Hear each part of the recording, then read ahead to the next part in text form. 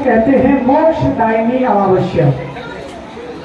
जी हाँ, जितनी भी अमावस्याएं होती हैं, इस अमावस्या से जो समय भी चालू होता है, जैसे आप जानते हैं कि हमारा जो धर्म है उसके बहुत वैज्ञानिक गुण रहस्य हैं। ऋतुएं भी चेंज होती हैं, नवरात्र चेंज होते हैं। जैसे कि हम देखते हैं कि हमारे जो नए वर्ष की स्थापना होती है, चैत्र शुक्ल पक्ष से कभी माँ भगवती की उपासना होती है, और ये जो आश्विन पक्ष है इसमें भी भगवती की उपासना आश्विन में मानी जाती है। अब मैं आपको बताता हूं कि इसका क्या महत्व है। जब भी प्रकृति में कोई चीज परिवर्तनशील होती है तो वो परिवर्तन का जो समय होता है वो समय बहुत ही सूक्ष्म समय होता है, बहुत ही कमजोर समय होता है। अगर मैं आपको उदाहरण के तौर पे समझाऊं कि हमारे शरीर में जो जॉइंट्स होते हैं, अगर ये हाथ यहाँ से मोड़ता है तो जो बीच का जॉइंट्स है ना, ये बहुत कोमल होता है। ऐसे ही जब जो महीने होते हैं वो चेंज होते हैं, ग्रह अपनी राशियां बदलते हैं, तो एक ग्रह जब अपनी राशि को छोड़ के दूसरी राशि में जा रहा होता है, उसके बीच का जो समय होता है वो समय बहुत ही नाजुक समय होता है किसी भी व्यक्ति के लिए। आपको और उदाहरण के लिए समझाता हूं। जब दिन भर के तेज प्रकाश के बाद सूर्य ढलता है और चंद्र भगवान का उदय हो रहा होता है, लेकिन उसी समय पूरे संसार में अंधेरा छाया हुआ होता है। और मैं आपको इसका उदाहरण समझाता हूं, आप लोग ज्यादा अच्छे से समझेंगे।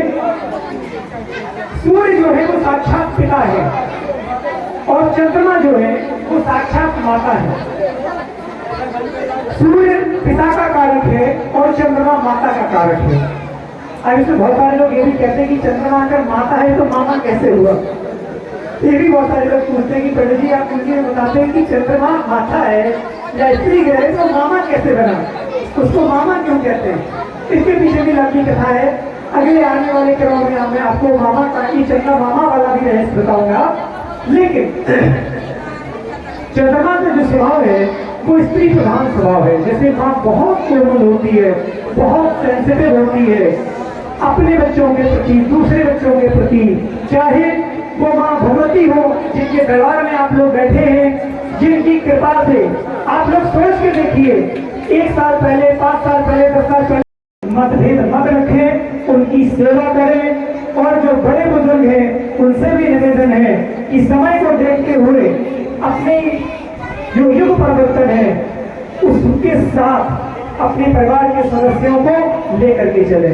आप कितनी भी पितृ पूजा कर लीजिए, लेकिन घर में जो माता पिता हैं अगर वो आपसे खुश नहीं है तो आपका जो किया हुआ पितृ तर्पण है, दान है, पुण्य है, पिंड दान है, वो सब व्यर्थ है।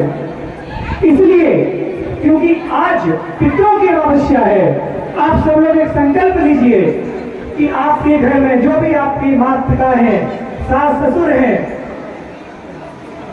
आप उनसे द्वेष नहीं रखेंगे और अच्छे भाव से उनकी सेवा करेंगे। हर अमावस्या को कुछ न कुछ ऐसा सकारात्मक संकल्प लीजिए, तभी जीवन सफल बनेगा। आए 2 घंटे बैठ के सिर्फ तालियां बजाई, प्रसाद पाया, आए और चले गए, कोई मतलब नहीं है। अगर यहाँ आ रहे हैं ना तो यहाँ से कुछ लेके जाइए। और लेके क्या जाना है? अपने जीवन में सकारात्मक परिवर्तन।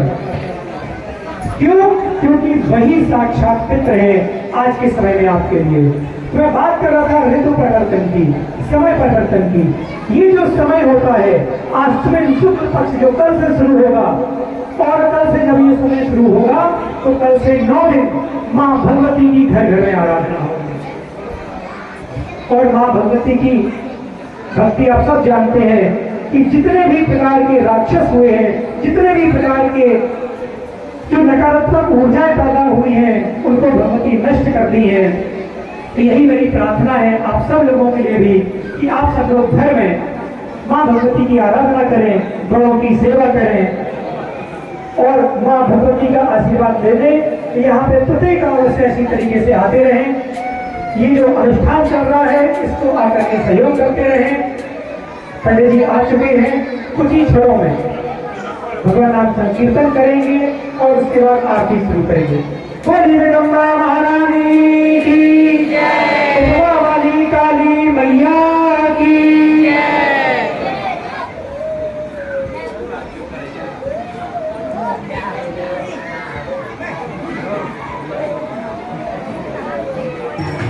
भगवती गंगे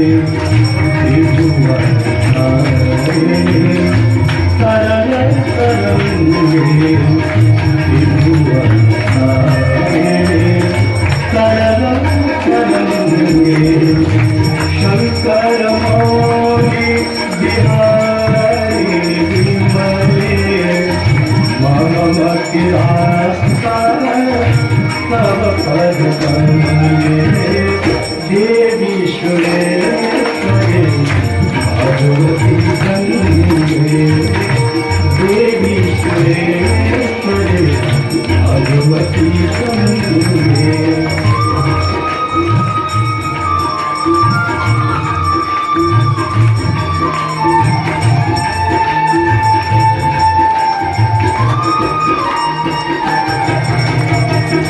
हरिपद पाके तरंगे हिम विमुक्ता धावत होंगे। हरिपद पाके तरंगे हिम विमुक्ता धावत होंगे। दूरी कुरु मम गुरु कृपया सागर पार भगवती गंगे।